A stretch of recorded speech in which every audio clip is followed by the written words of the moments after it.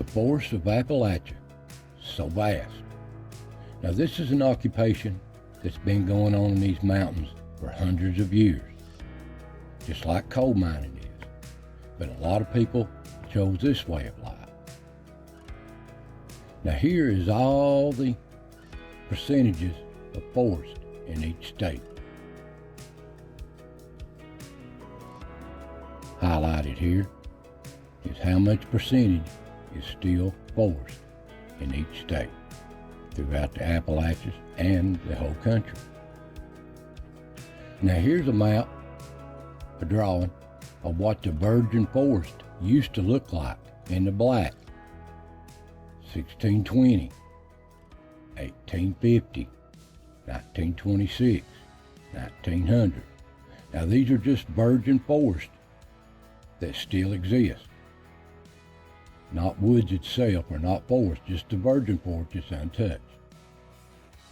And back then, when people come into here, this country, in these mountains, all across as they migrated west across the country, there was a big demand for wood, for homes, barns, and just starting little towns all across the country. And there was a big demand for wood, just like there was for coal. So the people that didn't get into the coal business got into the lumber business. This was a booming bunch of jobs here. And they didn't want this kind of occupation. A lot of them didn't want to go underground, didn't like being underground. Can't say that I blame them. But this is what I done all my life, coal mining. And the other bunch, they got into logging. All the pretty scenery, all the beautiful country, but it was hard work. And it was dangerous work too for a lot of them. A lot of them lost their lives doing these logging accidents. And they set up little logging camps just like they did mining camps back then. They'd work certain areas, certain mountains, and they'd get in with a certain company, and they would do logging work.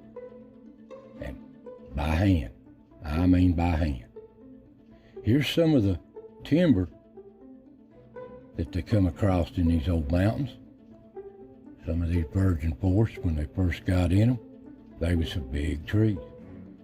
Now here's one, got a shotgun for scale, laying in a bush. Even some big old trees here. Now they didn't touch none of the American chestnut oaks. They was a cash crop off the nuts off of them every year. But a blight come in the 30s and 40s and killed them all out. And they was monsters too. Some of them were 300 foot tall, 600 years old, but the blight killed them out. So they started harvesting them since they was dead. And in these old mountains, they done it all by hand. This is before any modern machinery. It took a lot of chopping for some of these big old trees. A day or two's work, I'd say. Look how big some of them was. Chop by chop by chop. This was no easy task, but these guys were up to it. This was their livelihood. Now, these old mountains, they began hauling these trees out of here. Train by train, going to the sawmills. And they hauled them out of here too. All kinds of red oak, white oak, chestnut, American chestnut, whatever. And they come out of these old mountains any which way they could get them out of here. There was a big demand for wood in them days, and still is today. Now, like I said, this was a hard manual labor. These were a rough, tough, rugged bunch of guys. They worked hard, and I say they paid for it too as life went on. And they used these mules and animals to drag most of their logs out of the woods. Here's just an old team of mules. That's what they drug them out of where they cut them at. They cut them up. And some of these places, on these big ones, they would use big old teams of oxen and drag these logs out of these mountains. That took a lot of oxen, but it dragged some of these big old monsters out of here. And some of these special bred horses, these big old workhorses, they were monsters. They were bred for this kind of work, and they loved that kind of work. That's what they longed for, is to pull. And they still use them today for exhibitions and doing work around the farms and cutting a few trees out here and there. These horses were bred for this. They long for this kind of work. They love it. And they started out back in them old days, primitive, mules, horses, oxen, get them down here where they could load them onto a train or a big old wagon and take them down to the mills. And here's in the earlier pictures where they really gather up all them logs out of the mountains and load them up to take them down to the mills. And as time went on, they had big old steam lifts and cranes and stuff. They lift them logs up and load them on these trains. And a lot of them done it by hand with winch system to load these trucks out of these mountains. It was hard work and dangerous work. And a few of them had accidents off these old mountain roads, sliding or fell into a ditch, and a lot of them died too from this. This is a hazardous occupation. And you can see, hard to believe some of the size of some of these trees that come out of these mountains. This looks like something that come out west. That's where the monsters is, out on the western coast. And they worked these woods any way they could get them out of there, by mule, machine, whatever, by hand, and they load them onto these trains and haul them out of these mountains.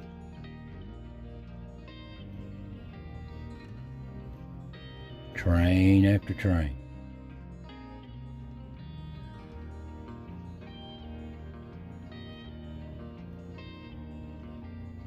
And they done whatever they had to, even when the water was rising. They took a chance and took them on the rails anyway, underwater. That's an amazing picture right there. And they get them down to these big old mills where they process them, debark them, start cutting them up and processing them for lumber. Here's what some of the mills look like inside. Cutting these old big logs up.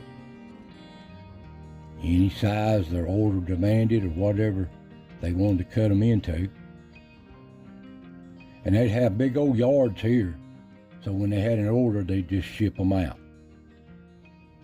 That's a lot of wood processed in these old sawmills over time, a lot. And it still goes on today. Now today, it amazes me, is these modern wood harvesters. They'll cut a tree down, pull it to the side, debark it, delimb it, and all in one step. And then those big logs, this is their winch system of the day.